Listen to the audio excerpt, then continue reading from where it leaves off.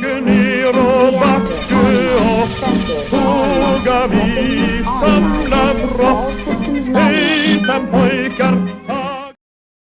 and welcome to today's Battletech review. Today we're going to be looking at probably one of the machine that is the most common in Clan Touman, at least in general. You're going to see Shadow Hawks IICs everywhere once you start looking at orders of battle, because everybody bought them, everybody has a few of them roaming around, and there's good reasons for that, since they are quite efficient little machines. I have to thank a few of my contacts here for those two action shots of Shadow Hawk IICs. It's always fun to get something a little bit more dynamic than hangar picks or people walking out of the hangar to go to engagements, which is what I often get, unfortunately, because that's what's available to most people. But those two are really nice. So let's get into it. While the Inner Sphere was really busy destroying itself during the Succession War, the clans were working on establishing a new culture far in the forward periphery. A good way to look at how different things were going is really to look at mechs that were being designed at about the same time, with the clans repurposing machines to make those 2Cs, while the Inner Sphere was either building old machines from the Star League era or trying their best designing things. If you look at the Shadow Hawk IIC, it came out in 2831, while our friend here, the Vindicator, came out in 2826. The Vindicator is basically all of the Inner Sphere's know-how of the time put into a machine. It had problems with the torso twisting at first. It had some issues with the ejection seat. The weapons were as basic as it gets, well, at least for a medium mech of the era. You've got no advanced technology on there. You've got a basic chassis, a basic armor, a basic PPC. It's roughly put something that could have been built during the Age of War that was using the entire manufacturing ability of House Liao. On the other hand, you've got the Shadow Hawk IIC, which is originally built as a machine as a stopgap until better machines are going to be built. It's 10 tons lighter than your original Shadow Hawk at 45 ton. It's also faster and more mobile because it uses a consolidated 270 engine to get speeds of about 97 kilometers per hour, and you get 6 Northrop's Starlighter jump jets. At least those are the ones that are used nowadays. The original ones were probably different, and you get a jump range of 180 meters. You have an endosteel skeleton, 7.5 tons of ferrofibrous armor that keeps you fairly well protected, and you have 10 double heat sinks, which means you might be running quite hot if you're not careful. Of course, it is also different from the Vindicator in its role. The Shadow Hawk IIC is really a brawler and not an all-rounder. You get 4 Streak 2-tube SRMs split between the torsos, and a pair of medium pulse lasers in one in each arm. It also features a bit of a zombie mech setup with an ER medium laser in the head and an ER small laser in the center torso, meaning that if you want to really take out a Shadow Hawk IIC, you'll have to beat it up until it is just pulp. At release, though, the Shadow Hawk IIC was really a top-of-the-line machine, but it soon became the standard machine for Provisional Garrison Cluster. Read various disgraced, and people were not good enough to be in Warrior Land, which is a fate that was shared by most 2C models. The Shadow Hawk IIC was a very common sight in the Inner Sphere as soon as someone decided to go on raid on Clan-occupied world, and they really perform admirably well in those anti-piracy roles that are pretty much omnipresent when working in Inner Sphere space. Just like the original Shadow Hawk, the life support on the machine is rather fantastic. You can bring it to pretty much any planet with pretty much any form of atmosphere, and you're going to be good rather than having to wear a gas mask on top of your neuro helmet. The ANs are also pretty good in general to move stuff and carry stuff around, and you can use them as battle fists fairly efficiently. On top of all of that, it makes a fantastic trainer for Sibcos because it is mobile, it has the jump ability, you have to be able to bracket fire with it. Everything that can be used to train someone is on the Shadow Hawk IIC. So in the end, there is multiple reasons why it remains a standard machine just about everybody wants to use. For the anti-piracy role, the Clan Ghost Bear built the Mark II, which is a little bit more specialized.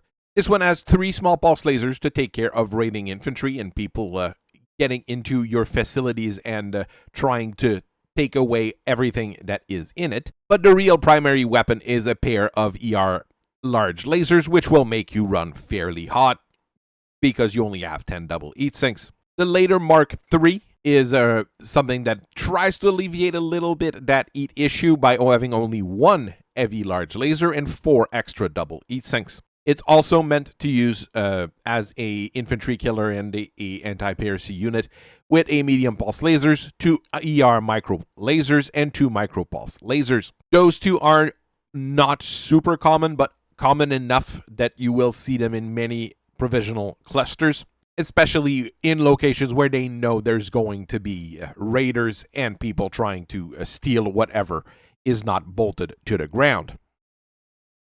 Clan Nova Cat always needed cheap mechs, so they made the Mark IV with the help of Clan Diamond Shark.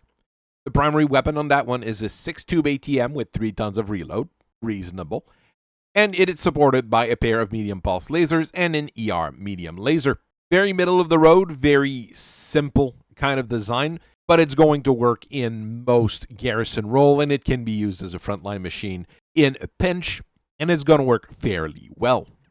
The Mark V is a fully shark-built machine meant as an infantry killer, like our previous 2, with 2 plasma cannon and a trio of AP Gauss rifles. It's going to be great at blowing up armor, blowing up infantry, obviously, and even battle armors, but against other mechs, it's not going to be super efficient unless it's machines with poor heat exchange systems, which are not as common as they used to be, but still happen every once in a while. On the other hand, Clan Ellsworth decided to make the Shadow Hawk IIC fairly expensive by sticking an XL engine on it. But what this allowed them to do is put an Hyper Assault Gauss Rifle 20 on its shoulder with 3 tons of ammo. That makes it a pretty good anti-air unit, as well as giving you very decent long-range punch. There was still enough room left over to have a medium pulse laser in each arm, and an ER and a small pulse laser in that zombie center torso head assembly. Clan Snow Raven, on their end, made a space combat version with an XL 225, so it's a little bit slower, but it uses 8 improved jump jet to actually be able to jump further. There are 2 tons of liquid fuel for it as well, for use in space. For weapons, you have an ER large, an ER medium, and a medium pulse laser, and it's all supported by a 6-tube ATM, all of which can be fairly efficient when fighting in space, but I would probably have put an hatchet on there to be able to breach bulkheads. The Mark VIII was introduced by Clan Diamond Shark as a fast electronic warfare weapon using a 270 XL engine, so it is getting quite expensive as well. To make it even more expensive, you get 9 improved jump jet on the thing. That's all to bring an ECM that's mounted in the head into play when fighting whatever needs to be stopped by an ECM. For weapons, you do get an ER large laser and a 10 rack LRM. While you're getting closer, those are very good weapon. And when you're close by, you have a pair of heavy medium lasers and micropulse lasers in the arms. So you do have a massive amount of punch on top of it. Fairly decent, but you're getting into a price range where you might even be considering getting an Omnimech instead of a Shadow Hawk IIC. The Mark IX goes back to a more standard design with a regular engine. For weapons, you have an ER large laser backed by 2 ER medium laser for good long to medium range engagement. As a backup, you get a 2-ton fed 6-tube ATM, so you have to be a little bit more careful because you don't have one of each type of rounds on there. Probably would want to have that intermediate and that close range support missiles on there, just so you can back up those other medium range weapons with that ER large laser and ER medium lasers. The Inner Sphere clans keep needing to rebuild due to the fact that they're not very careful with how they engage other units, and Clan Ellsworth invested in Shadow Hawk IICs in order to do this. The Mark X uses an XL engine to save on weight to mount an Ultra AC-10 fed by 3 tons of ammo. Each arm has a medium pulse laser, while you get the zombie ER small and small pulse in the head and center torso. I think I would like that Hyper Assault Gauss that they put on the previous one instead, better than an Ultra AC-10, but each of them have their specific role. It's not a terrible machine, it just gets a little bit more expensive. On the other hand, the Mark 11 is a bit of a simpler design that uses a targeting computer to guide a variety of lasers, mainly two improved heavy medium lasers in the arms and the zombie ER medium laser in ER small. You get 4 2-tube SRM fed by 2 tons of ammo. Those are not streak, so they're a little bit less accurate. And the whole machine is protected by ferrolamellar instead of ferrofibrous, so you can soak up 20% of the damage coming in rather than saving on weight on the armor. There's advantages to ferrolamellar once you start digging into it. Not always the first thing I would go with, but as an industrialist, people are ready to buy it, and it has a very nice margin to it. So I'm not completely opposed to people building things in lamellar plates instead of fibrous plate. We'll keep seeing the Shadow Hawk IIC for quite some time because there's factories for it throughout the inner sphere, in the periphery, and I'm sure the Homeworld clans still have some as well.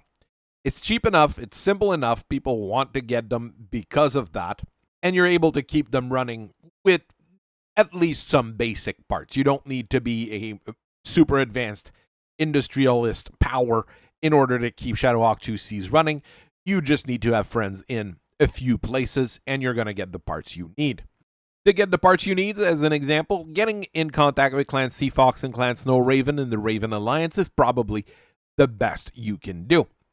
They are generally quite open to making deals with people and taking your money. The other option, obviously, is going after Clan Elzors. At some point, they're going to deploy some Shadow Hawk IICs against you, and if you're good enough, you're going to be getting enough parts of them to be able to rebuild a whole machine. With the Griffin IIC, the Conjurer, and the Shadow Hawk IIC, you're going to be able to build a strong backbone for a garrison. There's quite a few other mechs you can fit into that. Things like the Glass Spider for anti-air or the Rifleman 2C for just about anti-everything. So I hope you guys have a very nice rest of your day. I thank you for listening to me for so long, and I will see you guys later. Bye-bye.